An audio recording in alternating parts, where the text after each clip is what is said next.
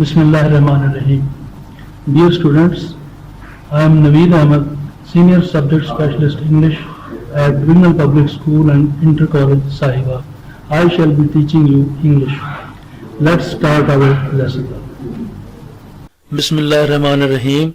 Dear students, today we shall learn unit number 1, Hazrat Muhammad sallallahu alaihi wasallam, an embodiment of justice. You already might have learnt its translation. Today we'll do its exercise. And in exercise we'll learn first of all glossary. And then we'll learn to vocabulary exercises A, B and C. And then we shall move on to reading comprehension exercise A, B and C. So let's start with glossary.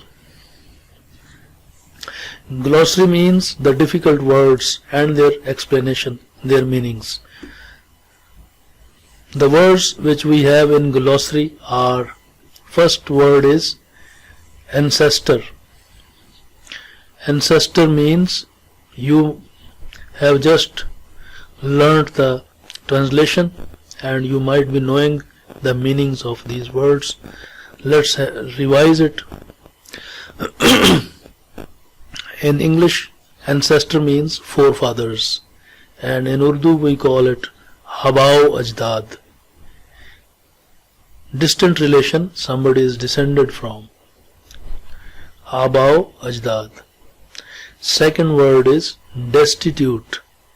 Destitute means very poor, और उर्दू में कहते हैं मुफलिस. मुफलिस किसको कहते हैं?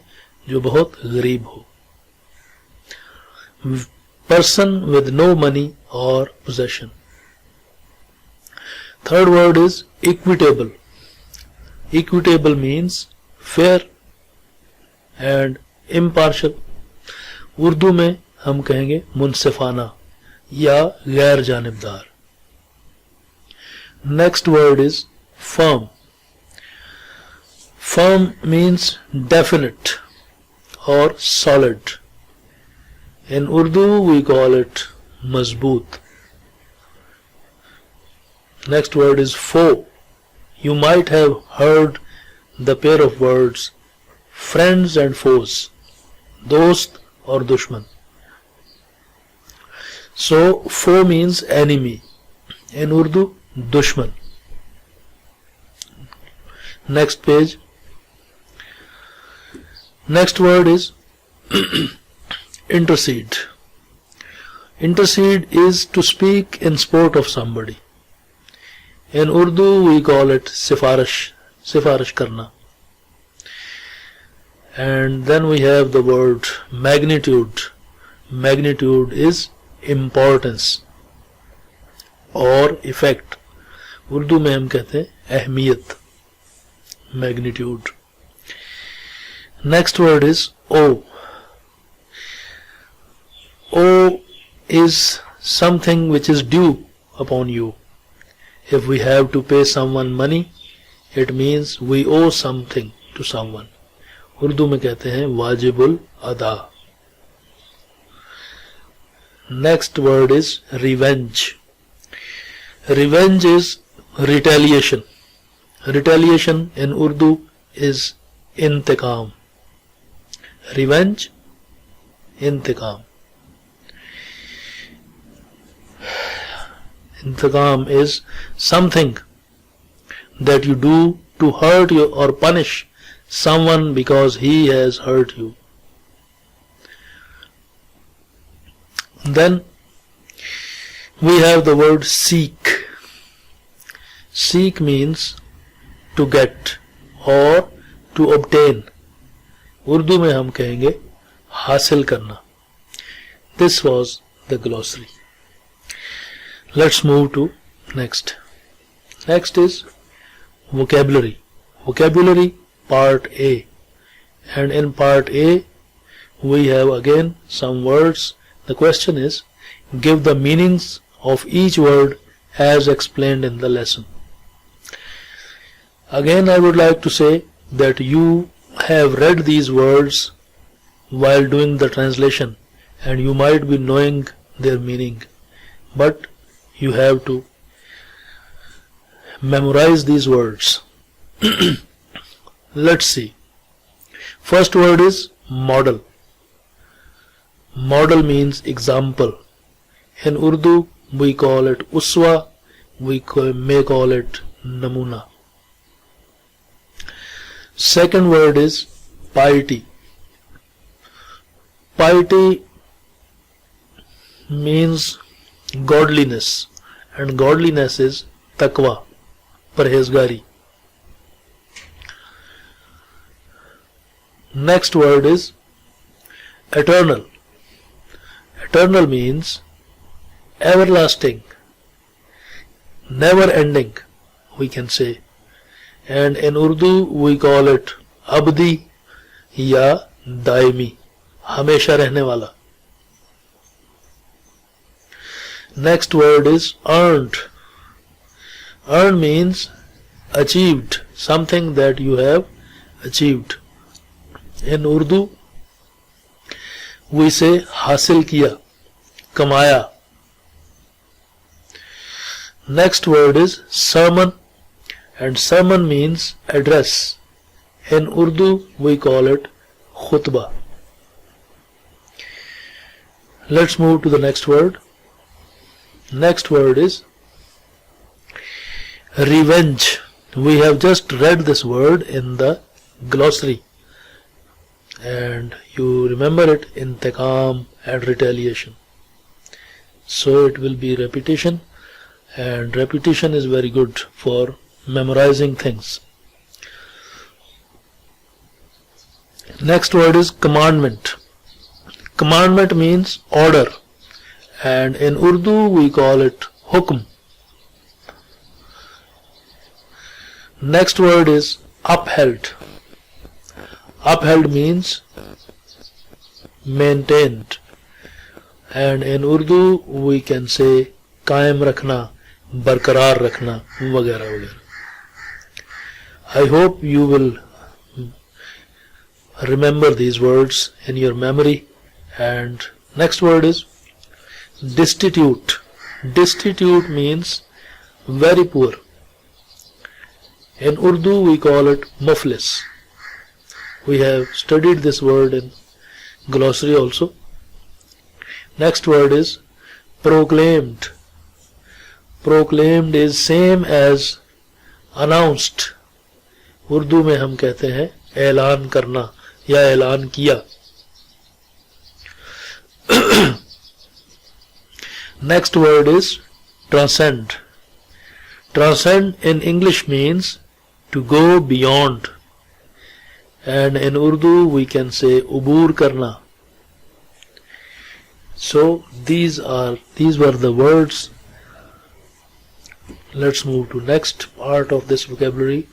Part B. Choose the appropriate synonyms of the following words. You might have listened the words synonyms and antonyms. Let's see what a synonym is before we start the exercise. Synonym is a word having the same meaning. In Urdu we call mutradif. Synonym is mutradif. How will you remember the meaning? Synonym means same meaning. S for synonym, S for same. These are things to remember. And its opposite word is antonym. Antonym is a word that has an anti-meaning. Anti means opposite meaning. And in Urdu we call it mutazad. To remember this meaning, we can say A for antonym, A for anti, that is opposite. Let's move to exercise now. Excuse me. The first word is equitable, and the options are A, fair, B, just, and C, equal. Fair means action that treats people as they deserve to be treated. And just means action that is justified under the circumstances. There is a very slight difference between these words, fair and just. They are almost synonyms, but we have to make difference. Excuse me.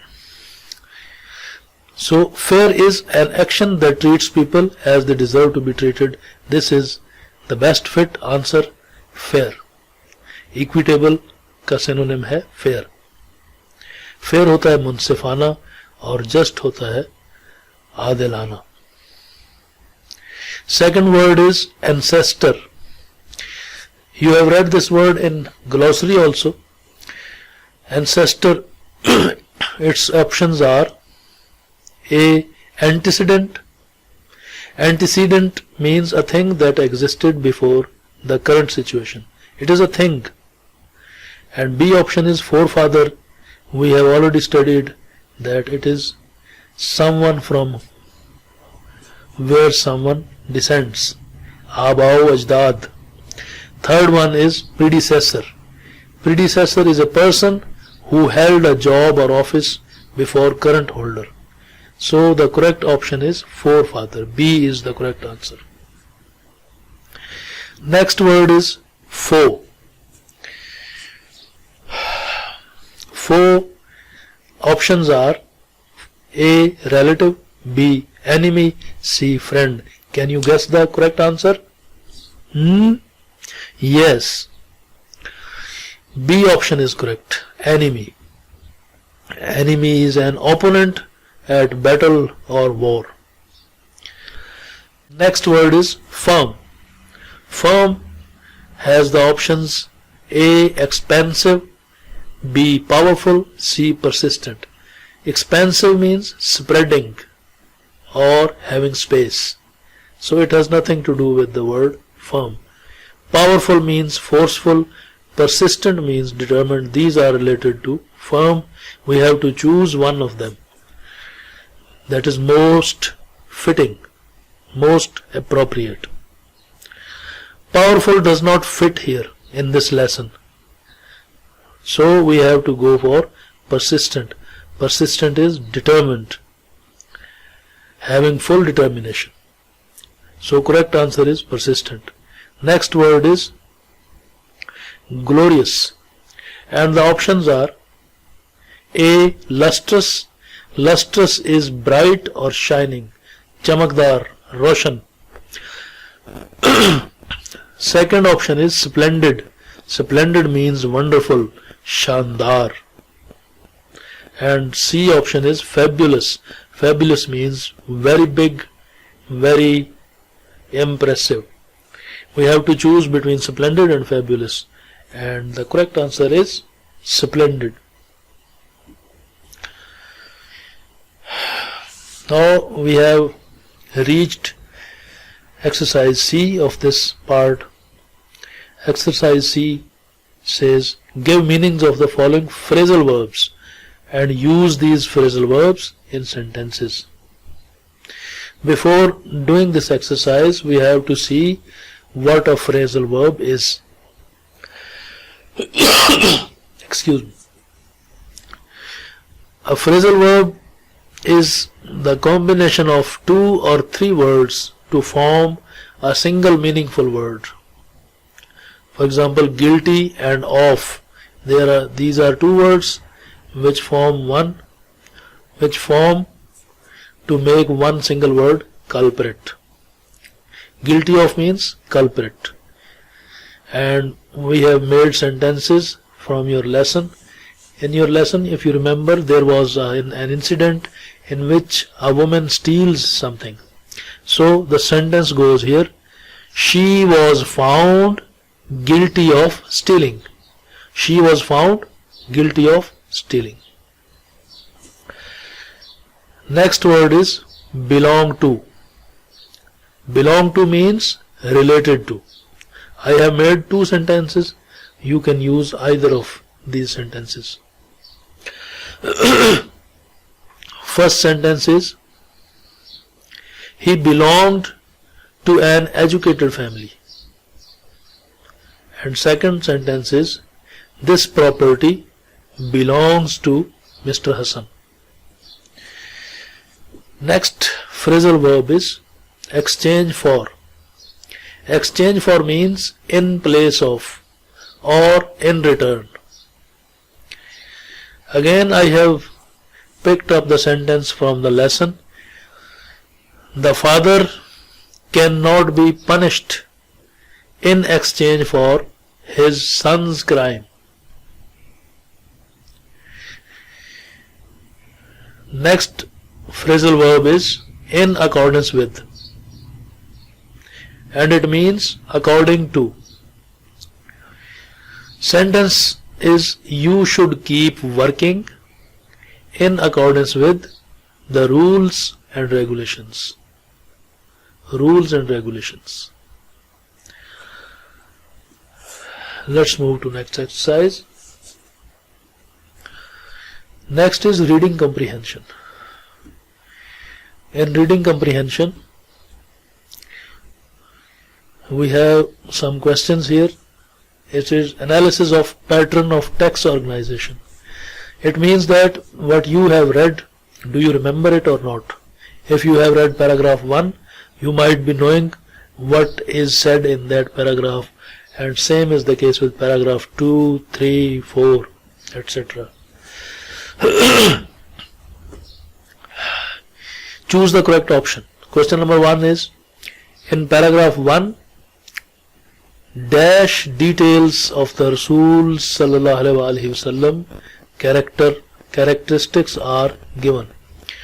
Options are general, specific, or chronological. Chronological means date wise or year wise. So if you read carefully the paragraph number 1, no specific details are given in it. Generally, it is talked about the life of the Holy Prophet, peace be upon him. So, correct answer is general. General details. Question number 2 is, the key idea of the paragraph 2 is that. Now if we move to paragraph number 2, we come to know that in paragraph 2, it is, the details are given that the Holy Prophet, peace be upon him, was, the incident of setting of black stone is given. So we can say option C is correct.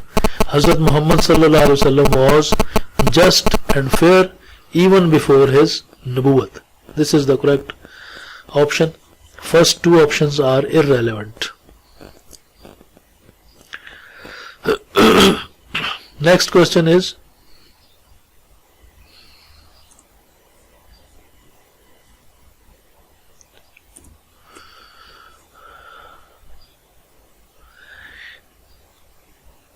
examples given in paragraph 3 and 4 show that A. Hazrat Muhammad sallallahu alaihi wasallam was a just head of the state. B. Hazrat Muhammad sallallahu alaihi wasallam was a simple man.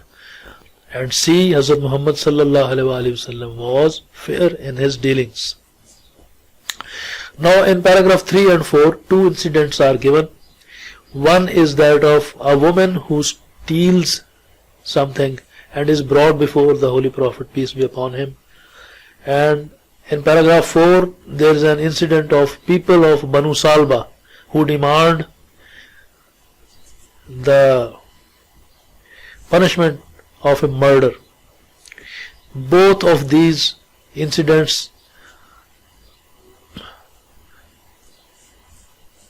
show that it was the time when the Holy Prophet, peace be upon him, was the head of state of Medina. So the first option, Hazrat Muhammad sallallahu alaihi wasallam was a just head of the state. This is the correct option. Let's move to next question. Question number 4 is, paragraph 5 shows that Hazrat Muhammad sallallahu alaihi wasallam was a just head of the state B is the justice of Hazrat Muhammad sallallahu alaihi wasallam was a source of peace and security for the non-Muslims. And C is Hazrat Muhammad sallallahu alaihi wasallam was just and fair even before his nubuwwat. If we read paragraph number 5, we come to know that this paragraph is about the non-Muslims, about the justice of Hazrat Muhammad sallallahu alaihi wasallam, about non-Muslims. So B correct. B option is correct. Paragraph number question number 5. To whom did the Rasul sallallahu alaihi wasallam give the following advice? When two men come to you for judgment, never decide in favor of one without hearing the arguments of the other. It is then most likely that you will know the truth. And options are A. Hazrat Abu Bakr Siddiq Raziyallahu Ta'ala Anhu. Option B is Hazrat Ali Raziyallahu Anhu. And option C is Hazrat Umar Farooq Raziyallahu Ta'ala Anhu. And the correct answer is B. Hazrat Ali Raziyallahu Ta'ala Anhu. Let's move to next. Next is B part of reading comprehension. Identify the topic sentence and supporting details in the paragraph. Before we move towards its details, let's see what a topic sentence is. Topic sentence is the most important sentence in a paragraph. It usually comes in the beginning of a paragraph. Rest of the sentences are supporting details. For example, here is a paragraph from your lesson. Let's read it. Justice demands that it should be upheld in all the circumstances, even if it goes against one's own self or one's family or relations. Now this underlined sentence is a general statement and ideology that this is the demand of justice. Now the rest of the sentences are supporting details. I will read these sentences and you will know it. All of his life, Hazrat Muhammad sallallahu alaihi wasallam judged other people's affairs with justice and told his companions to be just. This is supporting sentence, supporting details. It is reported by Hazrat Ali Radhiyallahu Anhu that Allah's Rasul sallallahu alaihi wasallam said to him, when two men come to you for judgment, never decide in favor of one without hearing the arguments of the other. It is then most likely that you will know the truth. Now all these sentences after the first sentence are supporting details. I hope you have understood it. Let's move to the next. Part C comprises questions and answers. If you have read the lesson carefully, you will be able to answer the questions very easily. And before we go into details, I would like to say that when you are going to answer the questions, keep in mind two things. One thing is that you should answer in the same tense in which the question is asked. And the second thing is you should pick maximum words from the question. For example, first question is, how can people achieve perfection in the moral, spiritual and social areas of life? And the answer is, people can achieve perfection in the moral, spiritual and social areas of life if they seek light from the message and guidance from the Rasul's sallallahu alaihi wasallam life. Now you can see the underlined part of the answer that has been taken from the question itself. This part has been taken from the question. Question number 2. How did the Rasul sallallahu alaihi wasallam set high and noble ideals for all mankind? Answer is, The Rasul sallallahu alaihi wasallam set high and noble ideals for all mankind through his practical example. Now the first part is again taken from the question itself. The Rasul sallallahu alaihi wasallam set high and noble ideals for all mankind. These words are taken from the question. Question number 3 is, how are people of Makkah convinced of the Rasul sallallahu alaihi wasallam's justice even before his Nabuwwat? Now the answer is, when the Rasul sallallahu alaihi wasallam resolved the issue of setting the black stone justly and saved people from tribal conflict, the people of Makkah were convinced of his justice. Question number 4 is, what standards of justice did the Rasul sallallahu alaihi wasallam practice as head of the state of Medina? Now the answer, as head of the state of Medina, the Rasul sallallahu alaihi wasallam decided all cases on merit with justice and equity, irrespective of color, creed or race. Let's move to next question.